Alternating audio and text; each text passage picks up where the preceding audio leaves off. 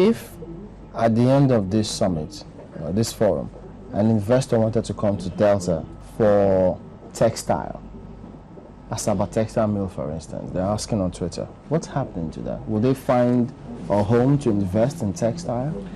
Yes, the issue of the textile mill or the textile mill story in Nigeria is a very sad one.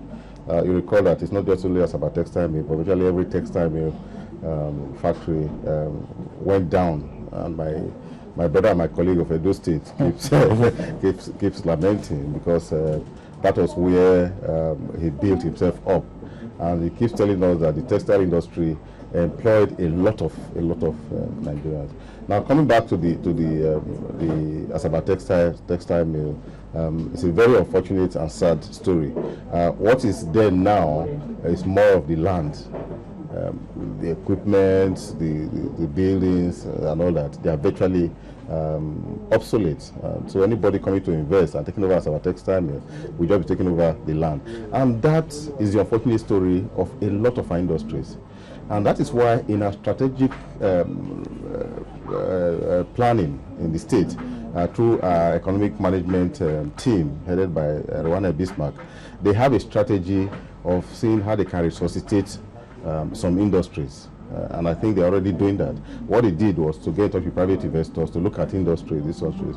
I know that the breweries at Ughelli, they're already discussing with Guinness. Of course, the rubber factory in Sapele, working with BOI, they already have private investors. And so they're looking for private investors to resuscitate our other industry, including Asaba Textile Mill, to get a private investor to also look at that Asaba Textile Mill. Even if it's land, you can still bring new equipment, start a new factory there. So how about the private sector? The government cannot go alone for sure. No, that's what I said. It's the private sector. Okay. What we did with our economic management team is to bring a lot of private sector persons. It's headed by Rwanda Bismarck, who's a private sector guy. We have Abato Kumagba, we have Evelyn Loputu, of course, Nduka Bagbena, those kind of private sector persons. They meet regularly with us. And they are like a bridge between us and the private sector. And in fact, a month or two ago, there was a forum in Lagos in which they brought in a lot of private sector persons, and the state government made presentations on our competitive advantage to the private investors. And a lot is going on in terms of linking with the private sector. But the other key important thing in bringing the private sector again is the legal issue. Okay. So we have what we call the DIDA law. It's an investment law that we put in place in 2007. What we have done is to review the law to ensure that there's a protection of investment by the protection of any investment by the private sector, and it is very important that the legal issues are properly put in place. Okay, let me go back to this something about power, because I see your Delta State Integrated Development Projects, that's the DIDP. They were asking questions concerning how the Delta Discos will coexist with the already existing one, and what's the mix, what's the plan in terms of you wanting to industrialize Delta State about power, for instance, beyond the gas one? Well, in terms of Disco is just a distribution company, and there's only one. What the federal government did was to privatize the distribution and generation, with the transmission being left to the federal government. So, and we're under the Benin Distribution Company, which covers Delta, Edo, and I think Ondo and Akure, Ondo State and Ekiti State. We also try to buy into that Disco. Now, the challenge the Disco has right now is the quantity of power available for distribution. And that is where we're also trying to see how we can get more power so that the Disco can distribute this power. We know we have the Ughelli power plant, which was also privatized. And I must say that we are very impressed with those who bought the Ughelli power plant, because from about 120, 150, 180 that it was generating before they bought it, now they are generating about 400 megawatts which, and of course, the installed capacity of that plant at least about 980 or so. But I know that they will go beyond that. You know, they will go up to. So there's been some improvement between the time they bought it and now. That for me, that is a success. That's a success story. We have another plant. In fact, two plants in the Sapele area. One old one and one new one, which are also in the process of privatization. We have the Ajip plant. That's produced about 580 megawatts per day, but unfortunately that also enters the national grid. Now with this solar one we are doing with Sky Power, like I said, we are signing an agreement with the federal government to ensure that at least 500 megawatts per day is utilized within Delta State. Coupled with our own independent power plant that is still under construction, we believe that in the next few years there will be enough power in Delta.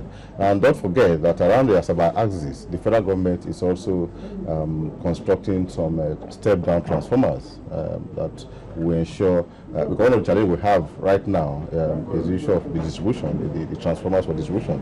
Federal government is constructing step-down transformers in the Asaba. We are constructing our own. So by the time all these projects are finished, there will be a lot more power in Delta State.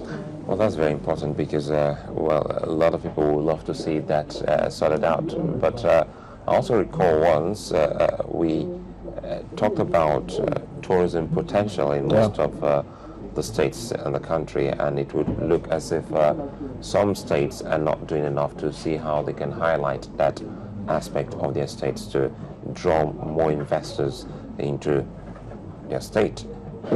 Are there any that we can actually put our fingers on in Delta State and say specifically we've been able to harness this, or this is what we can actually showcase to the world? Oh yeah, there are. Don't forget that Delta State is a tourist destination, and the way we have looked at tourism is looking at the tourist sites, developing it, and in conjunction with the private sector. One of the private sector tourism site that is being developed is at Oleri. Oleri is in the local government area. A private is a investor's company, Sana, developing the leisure park, a big leisure park there. They are also doing a zoo in Ogwashuku. The zoo is almost ready. Right? They are bringing animals from East Africa, South Africa, and all that for the zoo. We also have a lot of other tourist sites, the Mongo Park and all those historical sites, the Nana Museum in Koko, and all that. That although they are all federal government owned, but we are working with them quietly to attract investment, to attract tourists. One of the things that is important in terms of tourism is the issue of hotels. And between Asaba and Warri, I can tell you that a lot of hotels are springing up. 5-star hotels, they are springing up all over the place. But as a medical doctor, I must also tell you that one of the areas we're interested in is medical tourism. We are, of course, developing our teaching hospital and the Eco Hospital, and also encouraging private investment in healthcare sector. We have a laboratory in Warri, for instance, the PATCare, which is one of the high-flyer, what I call it, laboratories in Nigeria today, where you can take your equipment to, where you can take your samples to, and a lot of things have been done. We also have the fertility center in Asaba, privately owned. So we are doing all this. We are paying a lot of attention to our tourism potential. All right. Okay. We hope that, of course, at the end of the day, so investors will then make that trip. Yeah, but let's not forget that the biggest or the most important resource we have in Delta is the human resource. Oh. Yes, we have the human resource, starting from academic qualification to sportsmen and women, to talents in music, in comedy, of course, in acting. We have, we're trying to see how we can develop some of our young ones. In That's this, interesting. Yes. All right, wish you all the best then for this forum. Thank you for coming on this morning. Thank you. Dr. Emmanuel Uduaghan, Governor of Delta State, speaking with us today on Sunrise Daily and about the World Economic Forum.